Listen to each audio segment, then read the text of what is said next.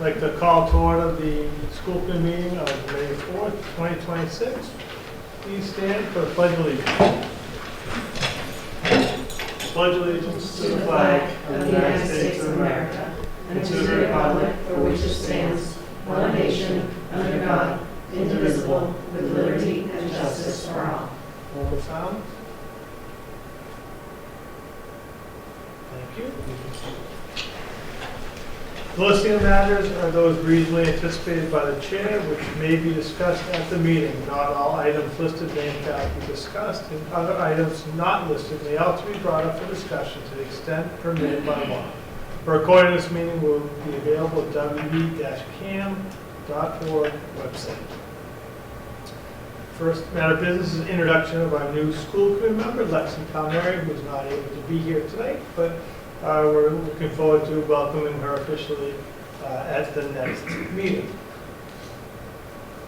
And next order of business is reorganization of the school committee officers, which is a voting issue. So I will take any nominations for chairperson. Motion to nominate Robin Dragonetti as chair of the school committee. Any discussion? That's okay. Do you want to continue on? Yeah, I'll continue on. All right, vote. Aye. All in favor? Aye. All right, here you go. Thank you, so moved. Okay. Is there a motion to appoint the vice chairperson? I move to appoint Kara Lazardi, unless there are any other takers. Is there a second? Second. Any discussion? Are you willing to I am willing to. be appointed? Okay. All in favor? Aye. Any opposed? So moved. Is there a motion to appoint the clerk of the school committee? Motion to appoint Kirby Leach as the clerk of the school committee. I second that. Any discussion? You good for me? Okay. All in favor? Aye. Any opposed? So moved. Okay. So now we have subcommittee appointments. We have 1, 2, 3, 4, 5, 6, 7, 8, 9 subcommittees. We do also have a school building representative, which we'll be voting to rescind a little bit later on the agenda after Mr. Weber gives us an update on that committee. So I did have some discussions with people this week just to kind of feel out interest. So I'm going to go through, and if I have anything incorrect, let me know. We can discuss. There were some subcommittees that multiple members were interested in, so we'll have to figure out who is best fit for each committee. So for capital budget and facilities, JP, you're interested in that. I'm interested in continuing with that as well. I did have a conversation with Lexi, and she was unable to be here tonight, but she is interested in being on capital budget as well. One of her main interests for being on this committee is school improvement in general, so facilities improvement. So that's something that she's interested in. For personnel, I know, Perry, you are interested in continuing on that committee as well. Lexi was willing to consider this. She does have some background as a teacher. Mr. Waller and I both have conflicts of interest on that, so it kind of limits the pool for personnel. Safe School Representative. Perry, you've served as this year. Is that something you're interested in continuing? Yes. Yeah. Okay. And so we'll need an alternate as well, and I know, Perry, you said you would be interested in the Safe Schools alternate. So donations and grants, I am more than happy to do the donations and grants. I'd also discussed this with Lexi as well, and that's something that she's willing to take on. Sick bank representative, I have held that position for the last year. We do have, we've had some business this last year, so I would like to continue that just for continuity. For warrant and budget, JP is interested in warrant and budget. Kara, you're interested in continuing as well. For policy, I would like to continue with policy. Perry, are you interested in? Okay, Perry's interested in the policy. For wellness committee representative, this was another one that Lexi was very interested in participating in. So we need one representative plus an alternate. And all turn it. Karen, did you say you would be willing to do the alt for this one, or? I know, I can't remember now which one it was. I'm fine with either one. Okay. You're the student outreach coordinator, so we need an alternate on that one. Let's see. So you're the alt for, you would be if we voted in, the alt for state school. So, No. I don't remember which one we talked about, but I'm fine with either. okay. Either or both, I mean, chances are it can be an issue. Okay. Perry, do you have any interest in the alt for either wellness or student outreach? I did wellness this year, so that's fine. You want to do that one as well? Okay. And then the alt for student outreach coordinator. So I would be willing to be the alternate for this one. I don't typically have a lot of availability during the day, but as an alt, I think this is something that would be fine. Okay.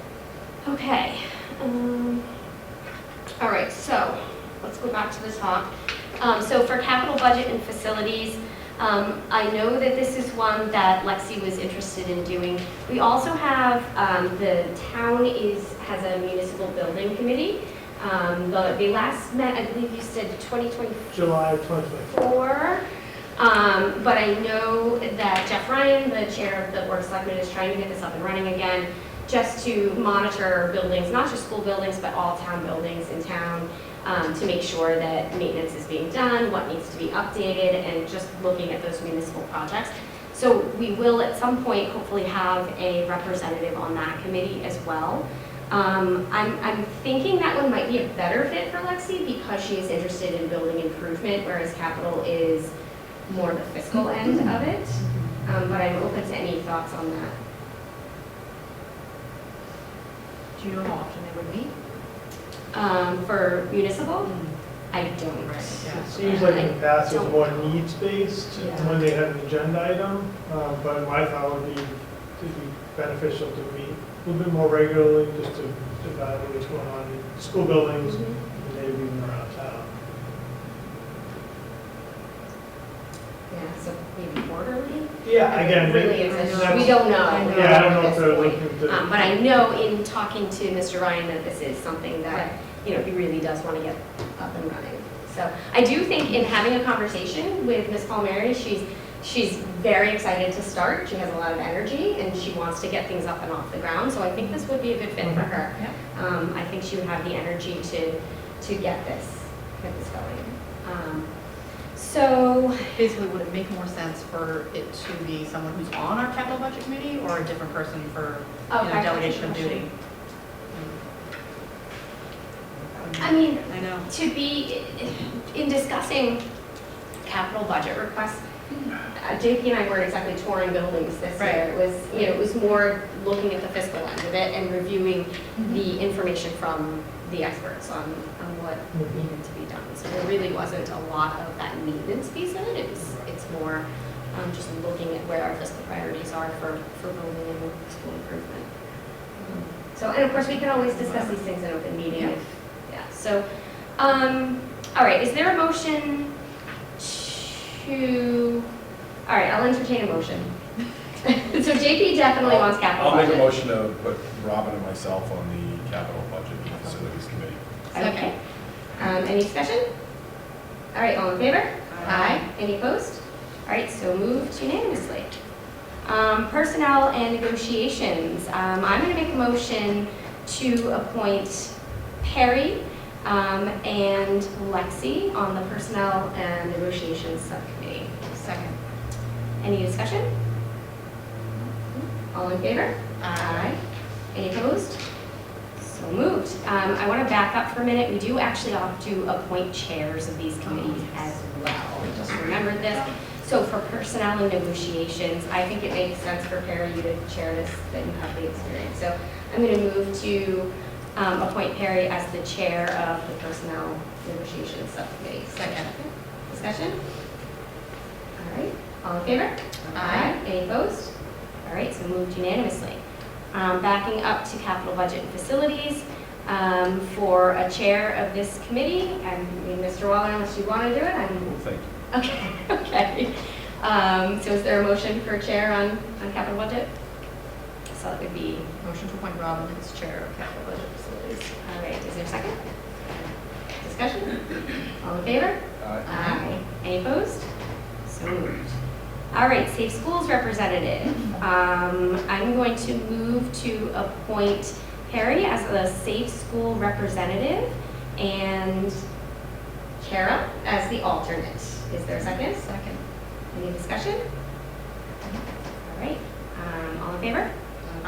Any opposed? So moved. We do not need a chair for that, as it is just a representative. For donations and grants, I move to appoint myself as the donations and grants representative. Actually, no, I'm going to scratch that motion. I was I'm gonna say, gonna, that's got you a lot of things. yeah, no, I'm going to move to appoint Lexi Palmieri as the donations and grants representative. Second. Right. Any discussion? All in favor? Aye. Any opposed? All right, so moved. Sick bank representative. I'm going to make a motion to appoint myself as the sick bank representative. Is there a second? Second. All right, any discussion? All in favor? Aye. Aye. Any opposed? So moved. Warrant and budget. I'm going to move to appoint JP and Kara as the warrant and budget subcommittee. Is there a second? Second. Discussion. So for this one, we will have to have a subsequent vote for chair and for a designated signatory, but we'll discuss that in a moment. All in favor? Aye. Any opposed? All right, so moved. Is there a motion for chair of the warrant and budget subcommittee? Make a motion for Kara to be the chair of the budget subcommittee. Is there a second? Okay, discussion? No one to take that on? All right, all in favor? Aye. Any opposed? All right, so moved. For the designated signatory, so this is the person who signs the bill and the payroll warrants. You've done it this last year. Per our policy DGA, it's one single person. So I am going to propose that we designate you as that single person. And later in this agenda, we reopen that policy and talk about adding an alternate. Yep. And then at the next meeting, we can add an alternate, because it just does, it's Perfect. not reasonable to have Yeah. only you and not have. There a were a backup. couple instances Yeah. this year where it was difficult, but typically not a problem. Okay, so I'm going to make a motion to designate Kara Lizardi as the signatory for all bill and payroll warrants. Is there a second? Second. Any discussion? All right, all in favor? Aye. Any opposed? So moved. Is there a motion for the policy subcommittee? Motion to appoint Robin and Perry on the policy subcommittee. Is there a second? Any discussion? Nope. All right, all in favor? Aye. Any opposed? So moved. Wellness committee representative plus the alternate. Is there a motion on this? You to do chair on policy. Thank you. Is there a motion for the chair of the policy review subcommittee? Do you guys, do you want to continue or? Motion for Robin to continue as the chair of the policy subcommittee. Second. All right, any discussion? All right, all in favor? Any opposed? So moved. All right, is there a motion for the wellness committee representative and alternate? Motion to appoint Lexi and Perry as the alternate. Is there a second? Any discussion? All right, all in favor? Any opposed? All right, so moved. And then finally, the student outreach coordinator and alternate. Is there a motion on this representative? We're really good. If I know it's you, Yeah. but for the alternate. you suggested yourself, so. Okay. That's whatever, That's fine. but I mean, We can do really, that. Yeah, I don't really foresee an issue with me getting to the meetings with the students. yeah, I'm fine being the alternate. Okay. Absolutely. Motion to appoint myself and you as the alternate. All right, is there a second? Second. Right, any discussion? All in favor? Any opposed? So moved. Okay, moving on to recognitions. All right, would like to recognize John Collins for being selected as a COSIN Hall of Fame Volunteer Award and a 2026 EdTech Advocacy Attendee. COSIN is a national consortium for school networking, is the national organization that supports tech directors. Meta is the Massachusetts chapter of COSIN, and each year they ask for nominations from each state chapter to be recognized by the board members for their volunteer work to the organization. There was a ceremony at the National Conference in Chicago, which we attended, and where they all recognized all the COSIN volunteers by the president for their hard work. So John does a great job, not only here in the district, but representing the district here and far, in terms of been in Washington, D.C. recently as well. So congratulations to John for being recognized for his hard work and efforts. Yeah, that is great. We are lucky to have Mr. Collins in that position, so thank you to him for all his hard work. Okay, up next we have the approval of minutes. Is there a motion to approve the minutes from the April 6th and April 15th school committee meetings? Motion to approve the minutes from April 6th and April 15th. Is there a second? Second. Any discussion? All right, all in favor? Aye. Any opposed? So moved. Now we are looking at, there were some amended minutes in our folder from March. Is there a motion to approve the amended minutes from March 9th and March 12th? Motion to approve the amended minutes on March 9th and March 12th meetings. Is there a second? Second. Any discussion? All right, all in favor? Any opposed? So moved. All right, warrants report. Okay. The following warrants were issued and paid for the fiscal year 2026. For bill warrants, on April 2nd, 2026, warrant number 36 for $126,980.99. On April 9th, there was no warrant. On April 16th, warrant number 38 for $355,693.72. On April 23rd, warrant number 39 for $115,399.20. For payroll warrants on April 10th for $641,922.96, and on April 24th of $632,620.09. As always, all warrants are public record and once signed are available in the Selectman's office for review. Thank you, Carol. All right, next we have the introduction of our Student Advisory Committee representative, George Baroud. It's nice to have you with us tonight, Mr. Baroud. It's nice to meet you. All right, next we have public comment. Members of the audience wishing to address the committee may do so at this time. Audience members shall limit comments to 3 minutes and are reminded that public comment is not a discussion, debate, or dialogue between individuals and the school committee. Personnel issues or issues that would violate student or employee confidentiality cannot be addressed during the public comment. All right, seeing none, we move on to the superintendent's update. All right, Mr. thank Farwell. you very much. First up, we just want to highlight the academic showcase, which comes up this week, our annual event. Mrs. Yass is going to provide the committee and the public with some information on it. So our academic showcase is this Thursday night from 5:30 to 6:30 at the middle senior high school. We have quite a few offerings this year. National History Day projects, Black History Month projects, and third grade students will showcase some of the books they had read and talk about the people and sing a song from Harriet Tubman.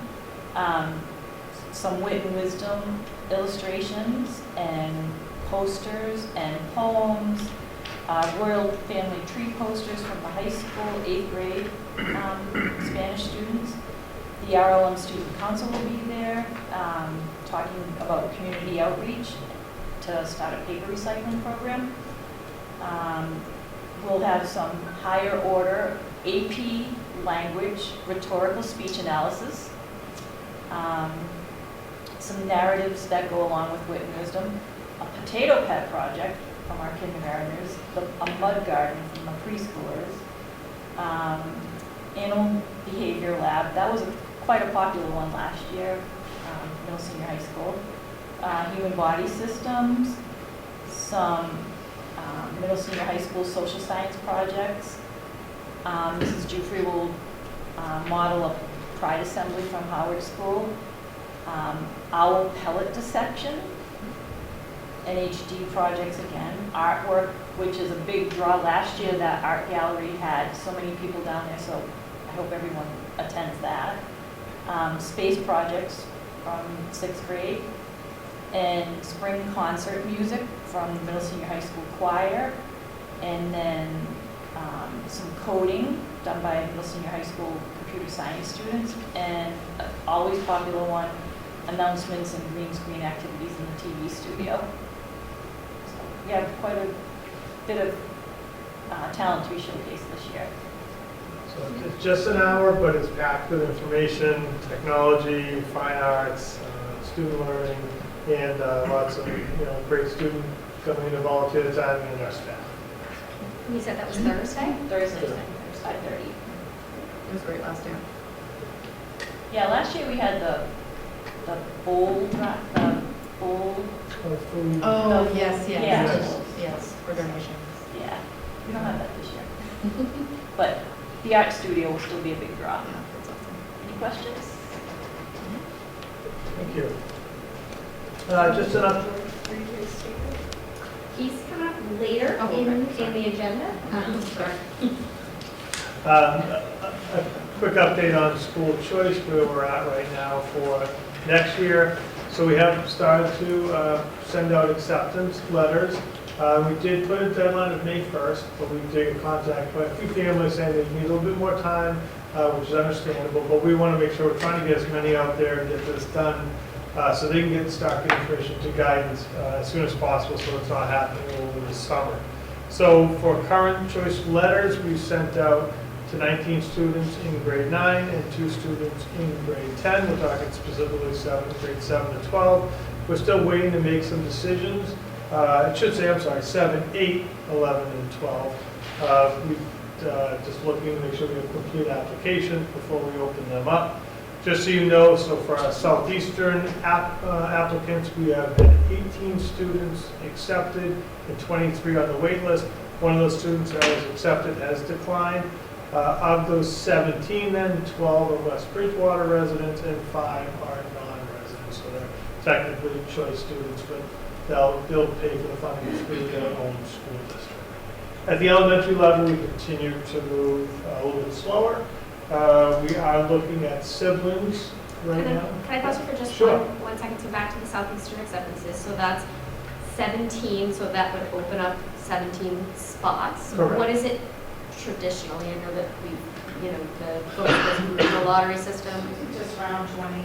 Okay, Yeah. so we're not too far off. We think they may open up some more. I looked over the weekend, there hasn't been more updating or activity, but I think they're also waiting to find out, so. And of the 19, they may not all accept, so. So Again, can I, yeah. sorry, one more thing on that though. So if 17 are leaving, why are we taking 19 in? It's- Other, It's still, I think, enough. okay. We're non, kind of like college acceptances, we're not, all of them, although they do apply, it's Okay. rare that they all accept. Okay. Sometimes they just change their mind, or they maybe go to a different school. At the elementary level, we are focusing on siblings, looking at some of the grade levels. Wherever we add, there will be no need to add any additional staff, we'll just be filling out some spots. I think it's important sometimes when you already have family members in the district that remains, get some continuity to accept in if there is space.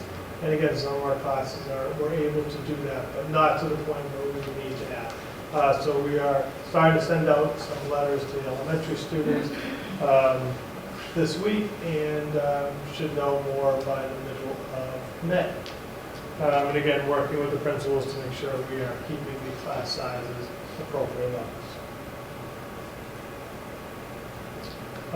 Next is, it's listed as FY27 budget, but I wanted to give kind of an overview of where we are with the current FY26 budget. We did meet with the budget subcommittee last week with Mrs. Grant. We did talk about where we are right now with our FY26 budget, which is approximately $21.3 million, with 18.6 coming from the general fund and about approximately 2.7 million through school choice, grants, revolving account, and circuit breaker.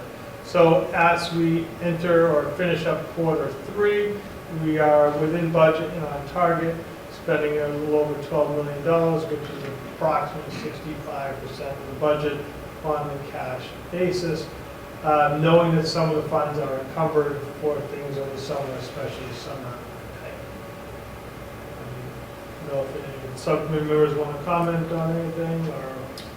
No, I mean, we received a, fairly detailed update from Mrs. Grant at our last subcommittee meeting on Thursday, and I think we were pretty comfortable where we were on target for the year. Yeah, one thing I did have a question about, that I didn't think of it in this at the meeting, I thought of it after, and I should have, but I feel like there was, I don't have the paper with me, it's at the house, but I feel like there was a couple cost centers where she was already over allocating them out. So I thought we had agreed that at some point we do need to vote Yeah, to you're right. clear that up. I don't care when we do it, I just don't want us to lose track of Nope, you're right. that being a thing. Right, there were a couple, one of them was insurances, Yeah. I think, things from the town, but yep, I think that can happen at the next meeting. Yeah. Yeah, that's fine. And it probably makes sense to do the next one anyways, because isn't that our last one for the summer, till summer or Yes. something? So Mhm. seems like a good time. Just Okay, want to make sure we don't lose track of it. perfect. Thanks, Vicky. And then, as we discussed previously, we are taking some of the items that were initially listed in our capital budget and doing out of the FY26 budget. And we've got a few more quotes for the clear story windows here at the middle senior high school. They're actually above the quote that we submitted, so we're looking around 42,000. The computer lab did come in under what we anticipated, which we kind of thought may happen because they were estimating for later in May after town meeting, so we did have a little bit of a cost savings there. And the paving project, still keeping that same number. I'm going to meet with the DPW tomorrow to look at the scope of that project to see if there's any potential changes, how far that sidewalk is going. But that will be scheduled for over the summer. And then capital items for FY27, which will be discussed and voted on at the May 11th town meeting, are the Sallyport feasibility study for Roselle McDonald and Spring Street School, the intercom systems at the Roselle and the Spring Street, and the Howard School fire alarm. In terms of the overall school committee budget for FY27, it was approved unanimously by the Board of Selectmen and the Finance Committee. The next stop is town meeting on May 11th. Thank you. Okay. End of the year goals and information. So I have submitted to the school committee a document for your review. It does list the 4 goals that I've done, providing narratives and information that's been updated since the mid-cycle review, and I provided reflections on progress on the goals. Also included are the 4 standards, which are instructional leadership, management and operations, family and community engagement, and professional culture. Within these 4 standards are 21 indicators. The school committee policy subcommittee reports, there are 5 of them included as evidence. I created 16, what I termed kind of evidence categories. Tried to limit that from years past to try to be more specific in the evidence categories. And I noted those in the indicator goal tracking form at the top of the overall form. Within the evidence categories are links to evidence documents, so in most cases there are multiple documents listed under the evidence categories. And then I did provide a narrative detailing what is improved, changed, or what was achieved, and/or the impact. I described my role related to the evidence and described evidence of improvement or growth related to the evidence. So trying to make this user-friendly for you, but if you have questions or concerns or would like any more additional information, please just let me know. Great. Yeah, there's a lot here, but it looks like it's very well organized, so I mean, I look forward to getting into it. So as a committee, we need to talk about some dates to have our individual evaluations completed. Before we do that, I want to make a motion to move up the calendar discussion on our agenda. Is there a second? Second. My reason for this is because That discussion is a proposal to change our date. So I think if we change our meeting date, we of course need to change the dates for Mr. Butler. Yep. All in favor? Aye. Any opposed? Why are we moving it? We're just moving it up on the agenda. Oh, okay, all right. Then yes, fine. Okay, any opposed? All right, so moved. So our meeting, our June meeting is scheduled for June 1st. It conflicts with the athletic awards. So the options that we have are to move the time of the meeting to earlier, which would be around 5. Historically, we don't get the June meeting done in an hour. It will not be done by the athletic awards. I'm suggesting that we move it to June 8th, given that our meeting is so early anyway. So if we could just take a minute to check our calendars. I did already check with Lexi, and she is available on June 8th. So she will be here. Okay, so is there a motion to move the June 1st meeting to June 8th? Motion to change the June meeting date from June 1st to June 8th, 2026. Is there a second? Any further discussion? All in favor? Aye. Any opposed? So moved. Okay, so back to Mr. Wadwell's evaluation. So looking at those dates, it actually gives us an extra week to do his evaluation, which I'm also in favor of. So that would put, just working back, if we're going to do his open meeting evaluation on June 8th, we should provide the summary to Mr. Bodwell on June 1st. So I would like to have individual evaluations due to me by May 25th. So that will give me a week to provide these, put the summary together and then send it out to you all to approve or to look at, to review. Does that sound feasible, everybody? Okay. All right. That is what we'll do then. Thank you, Mr. Bodwell. All right, just want to quickly go over the 4 goals, and I should have stated at the beginning, but like every year, my success and the success of the district is really dependent on the hard work and dedication of all of our administrators, our educators, and the entire community, so I appreciate all their support during the year.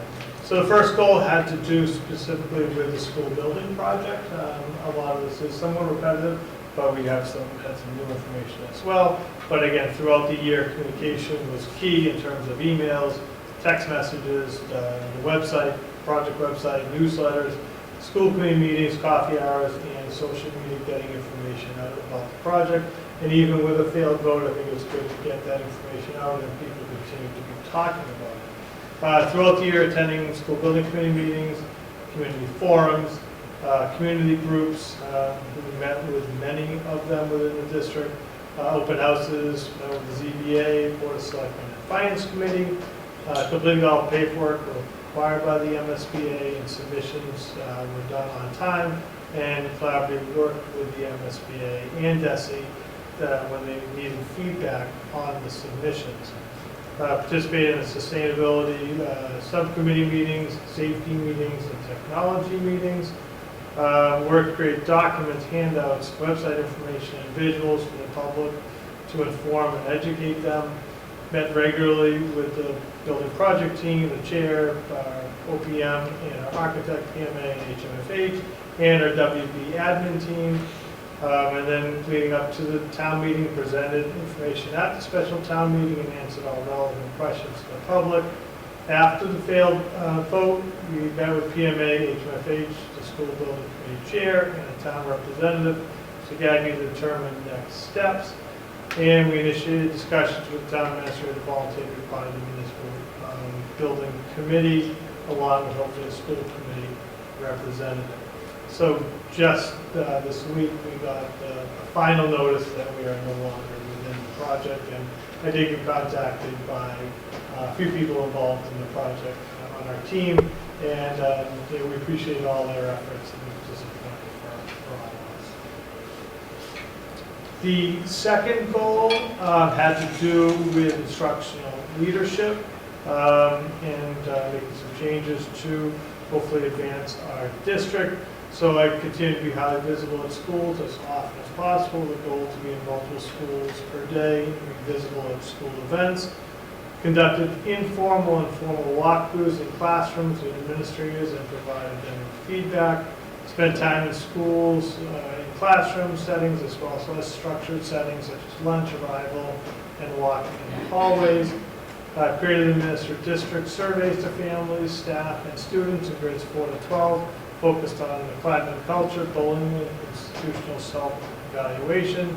Completed an executive summary on the survey results and shared it with the school committee on the district website and district newsletters. Regular meetings at all 4 schools with building administrators. Regular meetings with the central office staff, usually daily, as well as ongoing meetings with the Director of Technology, Food Services and Maintenance, and work to collaborate on a professional development plan for this year as well as planning for the future. The third goal had to do with student and staff voice and gathering feedback. So we continued what we started last year, establishing student roundtable meetings for high school students, one for middle school students, one at the Roselle McDonald, and one at the Howard School. We held monthly meetings with each student group, increasing frequency from originally planned quarterly meetings. It's pretty often I go to visit a school and the question is, when are we meeting again? I do think they like the munchkins and the donuts, but they also like to be heard and have their student voice be heard. I've shared relevant student feedback with building principals and district administrators to inform them and help in decision-making. Prioritize student voice by asking students to share what is working well and what could be improved, and they are not shy about either. And there was a lot of great discussion. Hosted weekly lunches with the kindergarten students in my office to build relationships and gather some more informal feedback. Conducted volunteer staff meetings in all 4 schools during the fall and the winter, and the spring meetings are scheduled. Shared relevant information, important information with the building principals, and surveyed staff to gather information about AI professional development opportunities to help guide our professional development planning for next year. And finally, the 4th goal, just some of the highlights, is more included in their information, was related to AI and what we're doing as a district. I think I've said at the mid-year meeting that this is really a multi-year goal for us. But started by attending the Mass Group Conference at Gillette Stadium with a district technology team with a focus on AI, participated in multiple AI-focused breakout sessions at the Mass Group Conference, attending virtual webinars throughout the year, completed a full-day training, creating your AI school policy, along with a Director of Technology, Director of Curriculum, and a building principal. Collaborated with district leadership in drafting the guidelines for our students and staff, and had follow-up meetings to refine and strengthen the guidelines. We shared those guidelines out in January of 2026 as a living document intended for ongoing updates and revision. We worked hard to provide a professional development in December. Really helped out mostly by Director of Technology and Director of Curriculum, but we brought in educators from other districts to work with an elementary and a secondary team, and the feedback was very positive. And we administered a staff survey to see what kind of training we would like to do in the future, hopefully using some in-district staff or also bringing in out-of-district staff as necessary. And we're hoping to plan some after-school technology trainings using a certified library media specialist we have in the district teaching in another subject area. But ways to enhance what they're learning. She's doing professional development now after school, and I think she would do a great job. So those are kind of the highlights of the 4 goals, and I gave you lots more information in your handouts. Great, I just kind of clicked on a few links, and it looks very well organized, and good. I think that it's going to be a much easier experience this year. So We did test out the links. We had multiple test them, so they should all be live and accessible. yeah, so far it looks pretty good. Awesome. All right. Next, I'd like to invite Mrs. Page to talk about the grant that we received recently from the Howard trustees. Yes. So thank you for the opportunity. I wanted to publicly thank the Howard Board of Trustees Casey Cragen, Dr. Casey Cragen, our school psychologist, and Erin Sullivan, our adjustment counselor. And I worked, they have done tremendous behind-the-scenes work on bringing the JED High School to our school. So the JED High School is a technical assistance program that guides schools through a collaborative and introspective process of assessment, data-driven strategic planning, implementation, evaluation, and sustainability planning to strengthen mental health supports and prevent suicide among students. Throughout this process, mental health and suicide prevention consultants with expertise in schools providing ongoing facilitation, consultation, resource sharing, and technical assistance, helping us build a comprehensive and sustainable system of support for all students. The JED High School program will be an invaluable resource for the West Bridgewater Middle Senior High School, and we are deeply grateful to the Howard Board for their generous grant, for without it we would not even have this opportunity. So the JED Foundation collaborates with a lot of colleges and high schools throughout the country. There's an Active Minds chapter which we have already started, so I think it's going to, anyone who has children understands the stresses and the needs of mental health support in schools. So we're super excited to bring it here.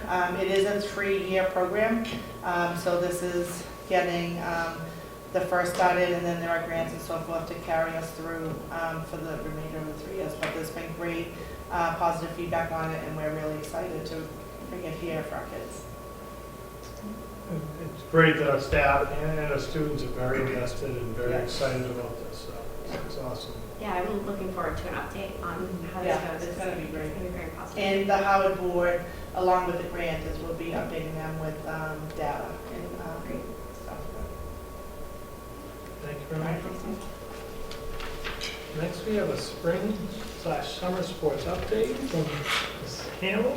And I will say that what we've already put on the calendar for next year is in the fall and the spring to give a clubs and activities update to the committee and to the public.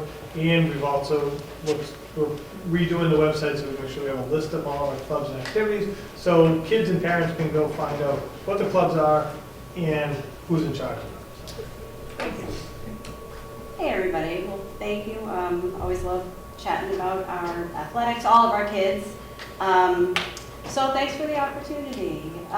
Before I start, I know it says summer and spring, but I just wanted to kind of revisit our winter season a little bit because it was a lot of fun, and I didn't have an opportunity to do that yet. So our winter athletic season was a tremendous success across the board, highlighted by team achievements, postseason appearances, and outstanding individual honors. Our girls basketball, boys ice hockey, boys and girls winter track, and our WB gymnastics co-op teams all qualified for the MIAA state tournament. Surely reflecting the dedication and hard work and competitive drive of our student athletes and coaches. So definitely kudos to them. It was, a really, really fun season. Of course, leading the way was our boys basketball team, who put together an exceptional season and advanced all the way to the Final Four, the MIAA Final Four, which was so fun. Their postseason run showcased resilience, teamwork, and a commitment to excellence, making the entire school community proud. I don't think I've seen our gym as full as it was for some of the, the games prior to that. So, wow, what a fun season that was. And I just wanted to take a minute to recognize, we had some all scholastics. So in addition to team success, we had several student athletes were recognized for their outstanding performances with all scholastic honors. So in boys basketball, we had Jag Garces, who was a Boston Herald All-Scholastic and a First Team Patriot Ledger All-Scholastic. We had Lamar Valentina, Second Team Patriot All-Scholastic, Patriot Ledger All-Scholastic. Jason McElwain, Patriot Ledger All-Scholastic, honorable mention. We had Ben Stapleton, who's a Patriot Ledger All-Scholastic, honorable mention. For girls basketball, Sammy O'Neill, Second Team Patriot Ledger All-Scholastic. Alyssa Caldera was a Second Team Patriot Ledger All-Scholastic. Brooke Ryan, Patriot Ledger All-Scholastic, honorable mention. And for girls winter track, we had Kate Ostrino, who was a Second Team Patriot Ledger All-Scholastic, and boys track was Alexander Kelly, a second-team Patriot Ledger All-Scholastic. So these recognitions reflect not only athletic excellence, but also the character and dedication these students bring both on and off the field. So I just want to say congratulations to all of our winter athletes and coaches on an outstanding season. So it was a lot of fun. So as we head on to spring, our student athletes have delivered outstanding performances this spring. We had freshman, sophomore track and field meet. Our athletes competed at a high level. That momentum carried them right into a Warrior Invitational at the end of April vacation. Several teams are also making strong marks in Division IV power rankings. We have our boys lacrosse, which is a co-op with East Bridgewater. They're currently ranked 12th. We have softball, has had an impressive start to the season and is ranked 7th. Baseball continues to work hard and is currently 38th. Girls tennis is ranked 27th and boys tennis is ranked 30th. So we're about halfway through the season, so we continue to grow and excited to see where all of our teams, continue to move in that direction. In addition, our unified cornhole team has begun its season and is practicing with great enthusiasm, and I cannot wait for that season as well. And usually we host the Jamboree, so that'll be a lot of fun. So I'll get the word out and come on out and take a peek. It's a lot of fun, and our student athletes teams do a really phenomenal job with Nikki Maloney there. So it'll be a lot of fun. I'll keep you posted. Overall, it's been an exciting and successful spring season so far, so we just want to keep it up for our Wildcats. So now, as I can't even believe it, but as I talk about summer and looking forward, I just wanted to mention, we have in our cheerleading tryouts, which happens every year this time. We do it early so they can do things over the summertime. That's June 8th through the 12th, 2:30 to 4:30. I'm working on a flyer, getting that out there for all of our incoming 7th through 12th grades. So that'll be coming up in less than a month, believe it or not. All fall 2026 athletic programs are scheduled to begin August 24th this year of 2026. This is a little different. I think it was football and golf would start the Friday before, but now all fall sports will be starting on the same day. Or the same date and day. So our sports include for the fall, the boys soccer, girls soccer, boys and girls cross country, football, volleyball, field hockey, golf, fall cheer, and then also as the next year gets going, we'll be talking about our unified sports programs again with unified bocce, and then into the unified middle school basketball, and then again onto the middle school cornhole. So all of those things will be coming up. My registration will be open probably the end of May, something I'm still working on. That link and all tryout information will be coming the end of May. I'll get that out there, to all of our families and students through Aspen, through the portal, through the website. I will get that information out there. And believe it or not, it goes quickly and comes before we know it. In addition, I was looking at some dates. I'll be holding the mandatory athletic parent informational night. It'll be on that Wednesday, September 2nd at 5 p.m. in the auditorium. We do this every year. Great opportunity for parents, new parents, students, families to come back and just kind of catch up on all the important things that they need to know about athletics, in school, out on the fields, and then also gives them an opportunity. We have our coaches there, so they get an opportunity to come chat with them if they have questions, and all of the coaches throughout the entire year are there. So great opportunity for everyone to come and gather information about all the wonderful and exciting things we'll have going on. Lastly, we do have Signature Health, along with our athletic trainer, who is Cassidy Cave. They're going to be coming once again this summer, and they're going to do the strength and conditioning in our weight room. We'll be getting that information and flyers. I know Cassidy was gathering some information on trying to get some feedback from parents and families as to what would work best for them, and things maybe they would like to see Cassidy and her team work on with the kids, so they'll be all ready for the fall. So, and if anybody has any other information about, or has questions about summer opportunities, they can reach out to me, and just looking forward to it. It's going to be a great another year, but we're not done yet. We have our athletic awards, as you guys were saying, on June 1st, so looking forward to that, celebrating all of our athletes, and some, sad to wish our best wishes to our seniors. So we will miss them. So it's a great opportunity to kind of close out our year. And thank you for the opportunity. I love what I do. So let's go Wildcats! You gotta come out and see a game. Thank you, Ms. Hamel. Thank you. Yeah, you guys, anytime. Thank you for having me. All right, and Ms. Jufrey with an outdoor classroom update recap. I did get to go up there their first day, and it's always a wonderful experience and see the kids and see the staff. And I always say, I give so much credit to our, both our educators who are there and the parents who chaperone. It's a lot. They're literally 24/5 or whatever, not 7 days, but they do a lot during that time, so it's true. 89 sixth graders spent 4 days in Groton for their outdoor classroom experience. This field trip focused on the 4 C's: care, communication, cooperation, and commitment. Each activity was designed to challenge the students to focus on those 4 C's. While they were there, students participated in field groups where they explored the woods, learned about nature and survival skills, completed challenge courses, and teamwork exercises. They were offered a variety of classes each day, including shark dissection, which I think there's a picture of behind you, water rockets, nature art, bridge building, oil wars, civilization building, raging rivers, and hikes to a beaver dam. Each night, students ended with a special activity like a science fair in which they participated in different science experiments, a night hike where they got to see and participate in experiences that challenged their eyesight as day turned to night and discover the sounds that animals make, like the owls and the beavers. The last night, students learned about tech through time and got to learn how technology has changed. They used sound waves, they learned about candles, they made ropes from grass, all kinds of things. The week ended in a game of predator versus prey, a massive game of tag focusing on how energy moves through the food web.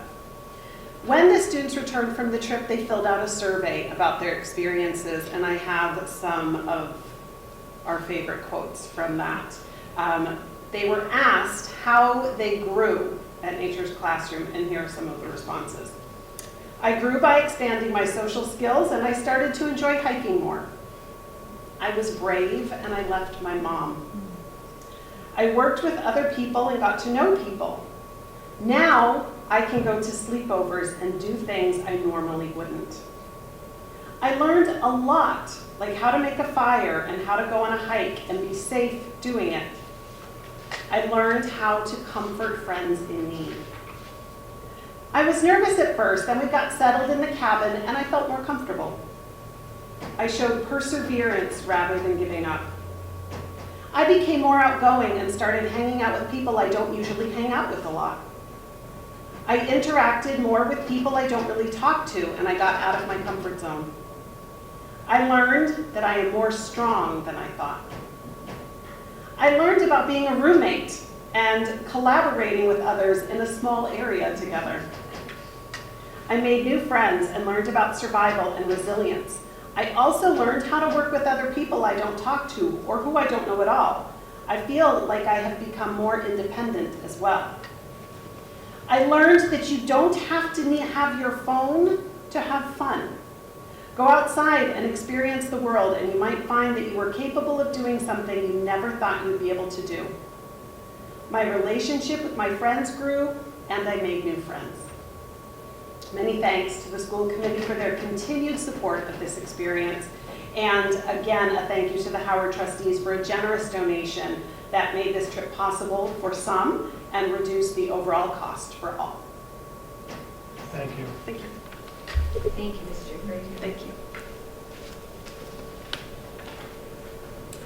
Okay, moving on to unfinished business. Do we have an update? I requested an update from you, Mr. Boggle, on our policy KBE which we had opened or reviewed much earlier this year. Correct, so we do, Okay. we have a few of the organizations that are all set, our CPAC, our Arts Boosters, and our Gridiron Club are all in good standing. PTO is continuing to work through to get to that 501c3 status, and our athletic boosters have received their EIN number to apply, so they are a step closer to getting there. So we keep checking in with Okay. them. I think we've seen progress, which is good, and we're hopeful by the start of the school year, I think we should be good. Yeah, I'd like to aim for next year, making sure that we're fully in compliance with the policy and that everybody is in good standing and that we're approving fundraisers based on the policies and. I'll check out again, once we get into June, and If any of these organizations need an accountant, just, well, the YA just had to go through this last year and we had a really good one, so. Okay. They did pretty much everything for us. It made it really easy, so. all right, thank you. I'll shoot it over to you just in case you need it, but. Perfect. All right, athletic fee increase discussion. We had this on the agenda last month, but we were only group of three with the budget subcommittee not here, so we decided to push it off to have a more thorough discussion on this. I understand that in the budget subcommittee meetings, you guys have discussed this. We have a little bit. Yeah, so it's been an ongoing discussion, and I think I'm certainly open to what people think is fair, but with the rising costs of everything, referees, transportation, spaces to, have athletic competitions and games and everything continues to go up. Stipends for coaches continue to rise. It may make sense to reevaluate our fees, whether we want to do a blanket increase or if we want to follow what many other school districts are doing by having a staggered increase, so one sport costs this much and a second sport costs so much else. I'm certainly open to an opinion, but I do think with rising costs, this cost center for next year is going up 7% from the current fiscal year. So I think it would be wise, not that the fees cover everything, but they certainly help offset the cost to the town. And just because you have it in front of you, how much is it dollar-wise going up? Oh, that would have been a good thing to have done. Is it in there? So yes, for the town contribution, it's an increase of $39.5 thousand. Yeah. So And it's we 40 also grand. added, It's- 120,000 of that, I think is, I have to check with Catherine, but I think that's from the athletic fees. I think 123,000 Yeah, okay. revolving for FY '27, yes. Okay. So, the total appropriation request for next year is $632,000 with the total school budget of the $752,000, including what we pay in athletic fees. So just like, if I'm understanding correctly, I'm sorry, I should have the numbers in front of me. I don't. Okay. It sounds like the budget's around 700,000, we take in around 132? Around- 123, yeah, Oh, 123, sorry. yeah, Okay. so. So yeah, I would like, just, once again, just from I'm the treasurer of the YA, we are significantly higher in fees than high school is, and I'm sure your costs are higher than ours. So I think, I don't know what we're at, I feel like a travel sport, it's probably around $185 to $200 per sport, and we don't have any caps or maxes. So if you play soccer year-round, you're probably, for one kid, you're probably looking at $500 to $600 just from the YA, and that's like, we're not running an organization like you guys are, so it's not like the same sort of level. So yeah, I think an increase makes sense, especially if we're increasing the budget. I think, just some of that cost needs to be in student registration fees. I agree, and I think Mr. Botwell, I know Ms. Hamill did some research and finding out what fees in surrounding communities are, and in looking at the document, we are, on the lower end, and of course, we don't want to increase to the point where it's cost prohibitive for students, although I understand there is an opportunity, there's a waiver process Correct. if a family needs financial assistance. But, you know, looking at it, we are on the lower end, so I do think that with inflation and everything increasing, we do need to look at that. I am also in favor of an additional fee for sports that are much more costly. I mean, you run track, you need sneakers. If you're doing hockey, you need a lot more. And so Ice time. I think, yeah, so I think that that's something that we should consider.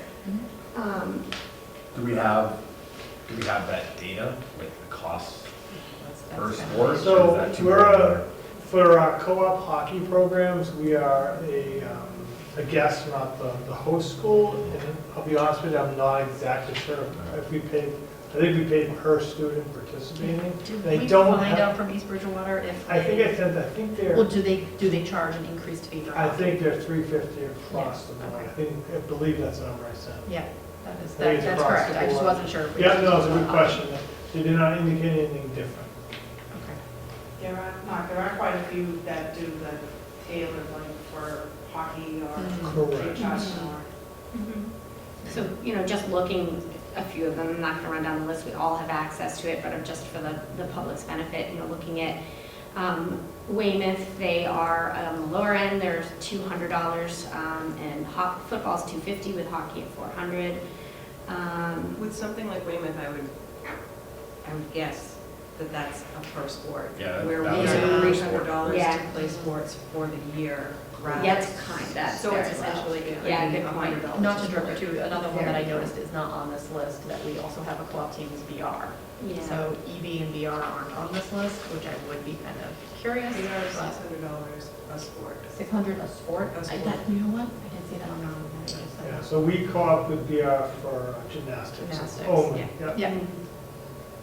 And we have, with most of the co-ops, we have just a few kids each year. It does vary year to year, but we're certainly at the lower end. And a lot of these co-ops now have taken on other guest districts, so it's spread amongst not just, it used to just be 2 schools, now it's 3, 4, and maybe even more. Yeah. Yeah, so when we really think about per sport, looking at this, you know, my brain's a little fried at the moment, so I can't do all this quick math, but it's not. It's all over the place. It's all over the Yeah. place, and so it's not, what's the So word are I'm looking for? we looking for someone to make a motion, or are we looking to review this data more and talk about it at a further? So I do think we need to nail it I down, so think let's so, make a just for motion the to continue the Posting, discussion. Okay. just for people signing up over the summer, I mean, we're not gonna be collecting Right. payments, I think, but usually they start Yeah. to sign up It soon. probably So- needs to be out before the Right. signups are open. I'm gonna make a motion. I'm gonna make a motion to increase the $300 to $350 with a family cap of 700. And then I think maybe heading into next year, we can investigate a staggered price and just determine if we want to increase for certain sports. I'll second that. Okay. Further discussion? I agree. I'd like to see, you know, we dive into this a little bit more and make it consistent, you know, so that we're looking at, what are we looking at? Are we looking at one sport? Are we looking at how much are families paying? And I do think we need to look at staggered, and I do think, unfortunately, we do need to look at activity fees as well. And of course, a much smaller amount, given how much our budget is paying for activities versus athletics, of course. But it is something that we do need to consider.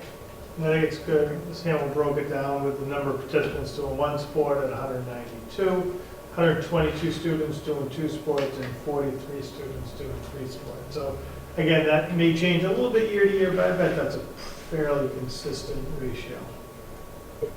Yeah. So I think, you know, I think this is actually one of those times, and I need reminders to check with George. So what are your thoughts on this? Yeah, I know you play sports, Yeah, I do. and you have for a long time. So what we discussed previously in the meeting with the school committee, with the student advisory council, is we were thinking about, like you said, a stagger based on sports. But I would also maybe entertain the idea of multiple sports being more money. I think that if someone were to play 2 sports, I think what I said earlier was the 300, keep the 300. But if you were to play 2 sports, discount that by half. So it would be 450 for 2 sports. And that could help with, if more students play more sports, that'll help with the budget. Plus, students playing one sport wouldn't have to pay the more money to only play one sport. Yeah, I like that, and I know one of the arguments, and we discussed this in the student advisory committee meeting earlier, one of the arguments is, you know, if we charge a flat fee, it encourages students to do more, to sign up for more. But I think splitting the difference and giving a discount for a second sport is something that would still encourage people to sign up, encourage kids to do more. But I just wonder how many kids at the middle and high school level are really trying new sports, you know? So that's something to consider as well. Right. Absolutely. So, okay. So we do have a motion on the table to increase to 350, with a family cap of 700. That was it? Okay. Any further discussion on the matter? Okay. All in favor? Aye. Any opposed? Okay, so moved. Thank you. So moving on to, Are we gonna, I know, do we want to talk about yeah, club fee? oh, yes, thank you. Let's talk about a club fee. So again, looking at that same cost center, about 13% of that cost center's budget is extracurricular and clubs. So if we're charging $350 for sports, should we be charging a fee for clubs? And the only problem is I don't know Mrs. Page or if Ms. Hamill had any thoughts on the matter, how best to potentially do that. Would it be a per club fee? Would it be, you know, a fee just to participate in however many clubs you want to participate in? I'm not sure what makes the most sense. But, you know, in my opinion, if we were gonna do it, would it, you know, 10% of the $350, charge a $35 annual fee for clubs? The other thing that I am thinking about is I know George had mentioned that some clubs already have fees, like ski club. Yeah. And so I think that's Right. something to consider as So well. we may not be able to. So I think that where we don't have sports sign up, so we can bump We the, can push it. we can push it another month, get more data on what clubs are already charging fees, what they are. You know, we do have to, I'm in favor of a club's fee. yeah, I think if they're 13% of the budget, they should pay 13% of the same cost. I like the 35, but that makes sense to me, that seems fair. But more data's fine too. Yeah, so let's put this on the agenda for June, and we can get some more data on what clubs are already paying fees. And what clubs, yeah, then we put in the categories of Yeah. like the honor societies, of the volunteers, yeah. Yep, okay, sounds good. Yeah, well, I believe if it's necessary to have the 13% for there to be a club fee, I think that it should be staggered per club, like you said, because I think that clubs who meet outside of school, who do outside of school things, use the funds in matters like that, should be paying more than, say, the school's gardening club, which meet during power block and plant outside. I think that it would be unfair for someone in that club to be paying the same amount as someone who's using more of the money for outside of school activities. Yeah, good point. Thank you. Thanks, George. Okay, under new business, we have a vote to dissolve, well, it says dissolve the school building committee, but in this case, we are actually just rescinding our appointment to the school building committee. So is there a motion to rescind the appointment of the school building committee, or the school committee representative to the school building committee? Motion to dissolve the appointment of the school committee representative on the school building committee. Is there a second? Okay, discussion. The school building committee no longer exists. We don't need an appointment. I don't think we need further discussion on the matter. No. Let's enter the squeeze. All right, all in favor? Aye. Any opposed? So moved. Okay, our next order of business is approval and declassification of amended executive session minutes from August 18th, 2025. Is there a motion to approve and declassify the amended minutes from the August 18th, 2025 executive session? Motion to declassify and approve, whichever. the minutes from the executive session on August 18th, 2025. All right, is there a second? Second. Okay, so I need to give a little background on this, and it sort of runs into our next agenda item as well, which is discussion of the open meeting law complaint. We received a request for meeting minutes on March 17th. That request covered 2023 to the present, both open meeting and executive session minutes. This request was made by a representative from a private organization called Open Meeting Law Enforcer. It's my understanding that this organization has made requests kind of across the state, so we are not alone in receiving this request.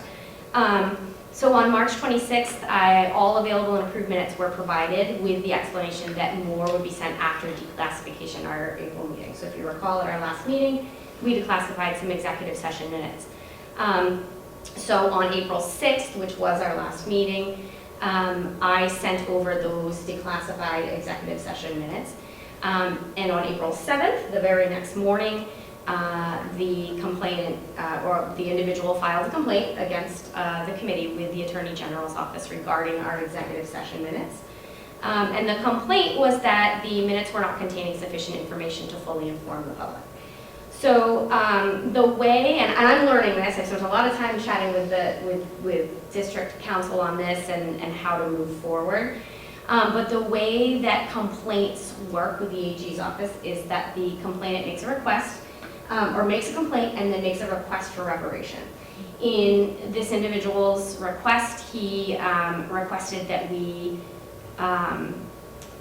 correct all the minutes from 2023 to now, and that we should also take an open meeting law webinar to be further educated on that.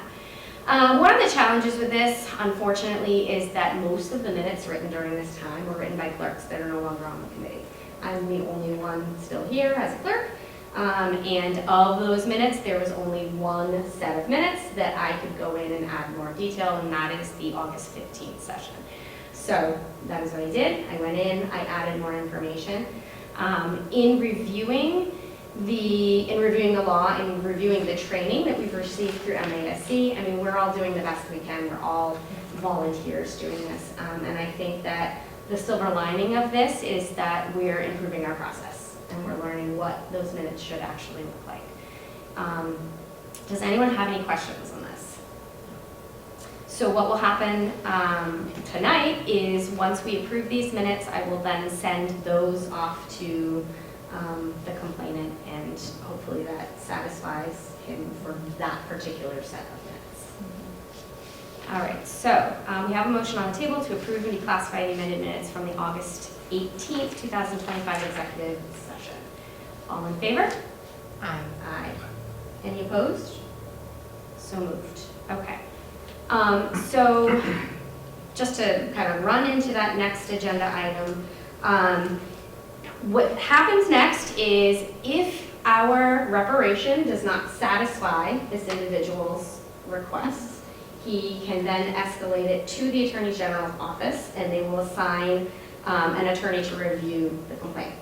After sending so I responded to him on April 27th and I gave him an action plan that we all will attend a training, a webinar, and informing him that we would send the August 18th minutes after we approved them tonight. He immediately escalated the complaint the very next day. So an attorney has been assigned to the complaint. I don't know any further information. As I said earlier, this complainant is kind of flooding the system with complaints. And so as we've put a lot of time and energy into this, the AG's office is also putting in a lot of time and energy into this. So I don't anticipate we're going to hear anything anytime soon. So I think that is most of the update on that. But as I said, one of the other reparations that he requested was that all members of the committee attend a training on open meeting law. So we have trainings offered through the Attorney General's office. There are 2 in May and there are 2 in June. So, and they're at varying times of the day. So at the May 6th, I've actually already registered for it. It's in the evening, it's like 6:30 to 8. But I will email you all the times. So if you could register for one of those and take one of those trainings before the end of the year, that would hopefully satisfy part of the complaint. Any questions on that? Can't wait. Okay, I know, exciting. Okay, moving on, discussion of budget process improvements. I know this was a request, did you want to say Yes. something? Yeah, Go on. go ahead. It doesn't matter. Sure. Okay. No. So I know that there's been a consensus among the budget subcommittee that, you know, this is our first year, both JP and I on the committee, and we'd like to, you know, tighten things up for next year, hopefully smooth the processes, have more productive meetings. And both Mr. Botwell and Ms. Grant have been very open to what we've asked, and we've already kind of set forth a, you know, basic skeleton of timeline for next year, which I think would help us heading into budget season for the following year. And then just quickly, like, you know, moving it up a week, so getting into the budget subcommittee the week of February 4th, and then the week of February 15th, we'll meet with the budget subcommittee again to go over it. The week of February 22nd, we'll meet with school committee members. And then in March, we don't have a schedule, but I think that may be a good opportunity to do the budget hearing on March 1st, because we have a regular school committee meeting scheduled on March 8th. And then the week of March 15th, we meet with the Board of Selectmen and the Finance Committee. So giving us just a little bit more time once the budget's created and we go over every line. Good. Yeah, I'm definitely in favor of this. And just kind of as a refresher, when we did our self-evaluation, budget process was an area for improvement. We rated ourselves pretty low in that area, so I think creating a subcommittee goal around this would be something that would be very good. Okay, anything further? All right, great. Next, the CPAC update. So the West Bridgewater Special Education Parent Advisory Council is committed to fostering inclusive schools and a strong supportive community for all students. We support families of students with IEPs and 504 plans while also welcoming general education families. Through advocacy, resources, educational programming, and community events, we strive to ensure every student has the support they need to thrive. Our May event is our 2026 graduation seat raffle. For $20.26, you can enter to win 4 priority seats at this year's graduation. Entry forms and donations are due by Friday, May 22nd to the Middle Senior High School main office or online, and the winner will be announced on Sunday, May 24th. Don't miss this chance to win a great view of every moment with this year's graduates. Congratulations, class of 2026. As a reminder, the WB CPAC will present our 7th annual grant of gratitude at the June school committee meeting to a staff member who demonstrates a strong commitment to inclusion.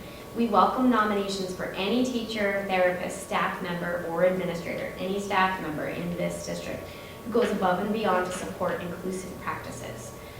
For details, visit our Facebook page or submit a nomination at bit.ly/4A2XVSY. That's also on in the newsletter and on our Facebook page. The nominations are open until this Friday, so get those nominations in. Please join us for our next board meeting here at the Middle Senior High School Learning Commons on May 19th at 6 o'clock. To learn more about the WB CPAC, stay updated on events, or join our mailing list, please visit us on Facebook or email us anytime at wbsepac@gmail.com. Okay, next on the list we have the WB PTO update. Mrs. Beach. We kicked off the Teacher Appreciation Week today by treating staff at all 3 elementary schools to a visit from the Boundless Bean coffee truck. We have a fun-filled week planned with snacks, lunch, and desserts to show our appreciation for all of our amazing staff members. This Wednesday night, we are hosting the Harlem Wizards as a community event here at the high school. We have wonderful staff and community members signed up to play on our home team, and it's sure to be a great time. That's 6:30, I think, Wednesday night. Our next meeting is tomorrow night at 7 at the Roselle cafeteria, and we'll be discussing end-of-year programs and field day. All parents, guardians, and teachers and staff for our pre-K through 6th grade are welcome. Thank you, Mrs. Beach. I know that game is going to be exciting. We have some players in our midst tonight. All right. Okay, moving on. Reports of the subcommittees. So the first one is the Student Advisory Subcommittee. George, you have an update for us? Yes.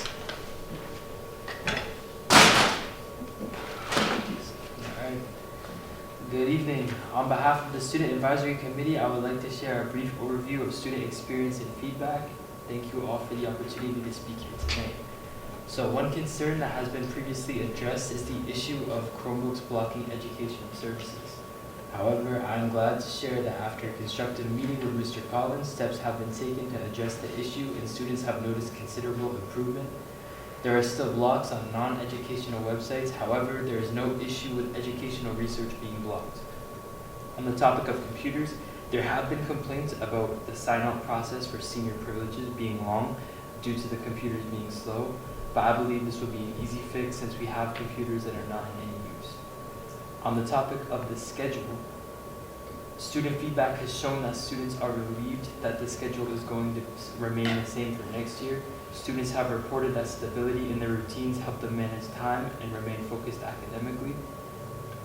One exciting update for our student body is the Middle Eastern North African Club, which I am co-founding to create a space of cultural representation and inclusion within our school. The goal of this club is not only to provide a safe space for members, but also organize cultural events, guest speakers, fundraising, and social activities outside of our meetings. Looking ahead, the Student Advisory Council is focused on strengthening the organization for next year. We are working to improve communication with the student body and have definitive planned meetings throughout the year. Our goal is not to maintain progress, but to create a lasting positive impact for next year's council and the students they will represent. We are proud of the progress we have made this year with fixing the issues that students have mentioned, and we are determined to make improvements in anywhere necessary. Thank you for your consideration towards student interests, and I'm happy to answer any questions. Thank you. Thank you, Georgie. I just want to say I'm thrilled with all of the work that you've done, with the work that you've done. This is something that we've been trying to get off the ground for years. And I know there's room for growth, but it sounds like you're already thinking about it, and I'm excited, especially knowing that some of the things that have been brought up this year have been resolved, the issue with the YouTube blocking. And so it's nice that your feedback is being heard and that we're taking action on those things. So thank you. I am thrilled because it's come up at my superintendent council, regularly. So I'm glad you guys had the initiative, but also to stick, with it, to kind of go to Mr. Collins and get things addressed. So good job. I just want to say, I'm really proud of this group of 5 students. I think you guys have been very forthcoming in our meetings, and I appreciate all the feedback you share. I know at least one of you will not be back next year because she's graduating, but it was good. I was on the subcommittee the previous year too, and it was good, but a lot quieter. So it's been really helpful to have a lot of the student perspective. Okay, moving on. The policy subcommittee. So we have some policies to open. I'm going to make a motion to open the following policies for review this month. EB Safety Program, EBAB Pest Management Policy, EBB First Aid, EBC Emergency Plans, EBCD Emergency Closings, EC Building and Grounds Maintenance, ECA Building and Grounds Security, ECAB Access to Buildings and Grounds, ECAC Vandalism, ECAF Security Cameras in Schools, EDC Authorized Use of School-Owned Materials. And I would like to also add DGA, authorized signatures, as we discussed earlier. And additionally, JKAA, timeout, seclusion, and restraint of students. Is there a second? Second. All right. So all of these are all of the E policies are policies that are up for review for the next meeting, as according to our cycle. DGA we already discussed. JKAA, in my preparation for this meeting tonight, I got an email from MASC saying you have to get this done and approved before August 16th. So in order to do that, we need to open it and review it for our next meeting. So that's why I tacked that on kind of at the last second there. Any questions or discussion? Okay. All in favor? Aye. Any opposed? So moved. There are no other reports of subcommittees, so the further questions and recommendations by the committee, I have a couple of notes here. Mr. Waller requested that we add to the June meeting review of AP data, SAT scores, and MCAS data, so we'll put that on the agenda. Also, too, I didn't include this in the email, but I just feel like that's something, do we have like a a template that we like review the same stuff at the same meeting every year? Because like to me, if that makes sense, it's probably something worth doing every June or May or whenever the time. Yeah, so Maureen has, we're building it as we go, so that's perfect, yeah. The one other thing is, so I had a discussion with Ms. Palmieri earlier at the end of last week, and I know she requested through email today for hybrid meetings. She does travel a lot for work, and so it will be very difficult for her to attend in person to all of our meetings.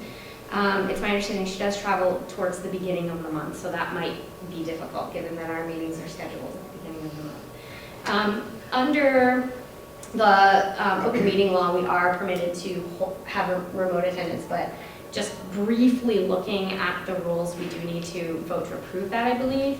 And then one other thing that we might consider, just thinking outside of the box, is moving our meeting. I mean, we always historically have met the first Monday or sometimes the second Monday of the month, but maybe we change that if other members are not, are consistently unable to attend. So we can add that.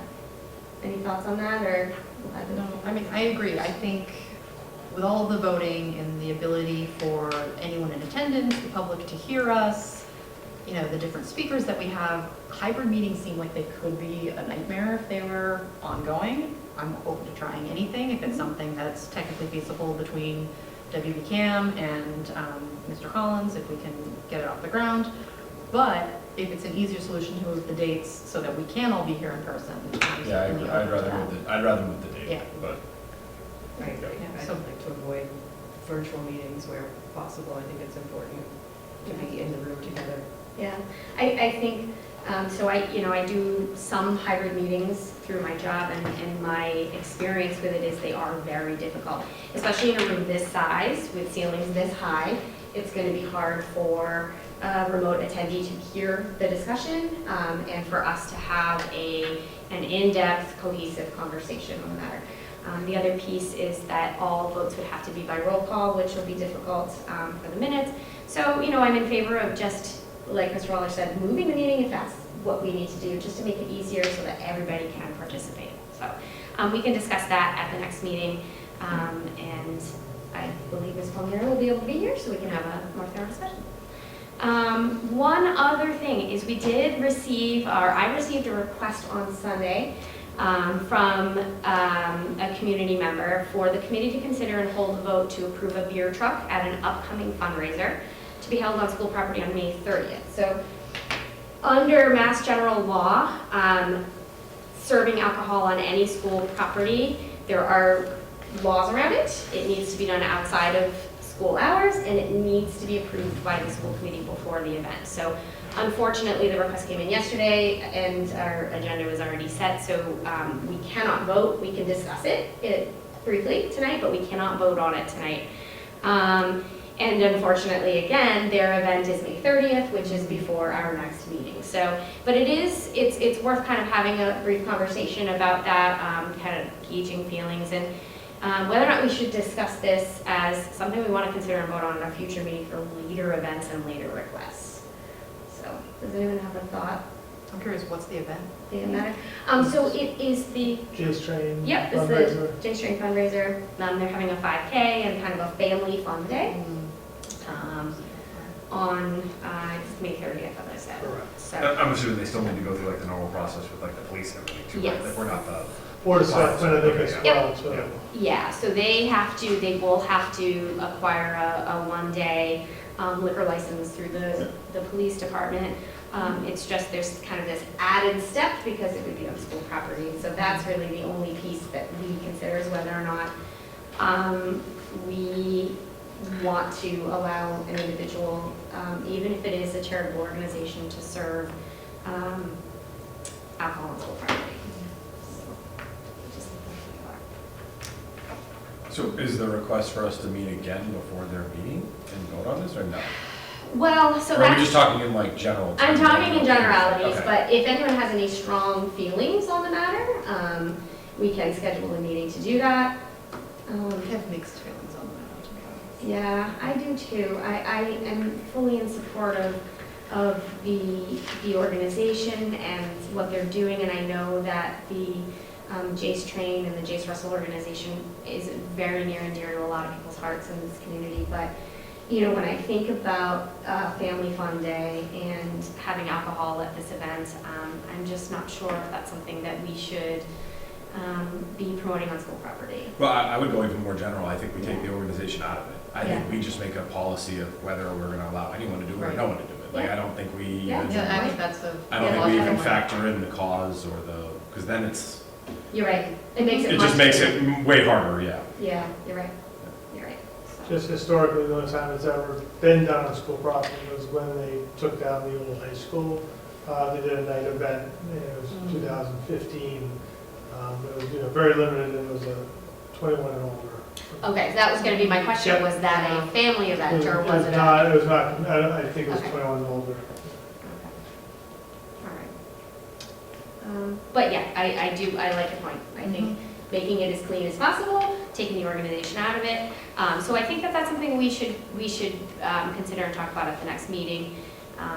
We do not, I reviewed our policies after looking at the event, and interestingly enough, we don't have anything about alcohol in our policies. We have tobacco, we have drugs, we have weapons, but there is nothing from MASC, even though there is a law in the books around the matter. So that might be Okay. something that we kind of communicate back to the policy people at MASC. Are there any other further questions or recommendations by the committee? Okay. So our next regular school committee meeting is June 8th at 6 p.m. here at the Middle Senior High School Learning Commons. Is there a motion to adjourn the meeting? Motion to adjourn the meeting. Second? All in favor? Aye.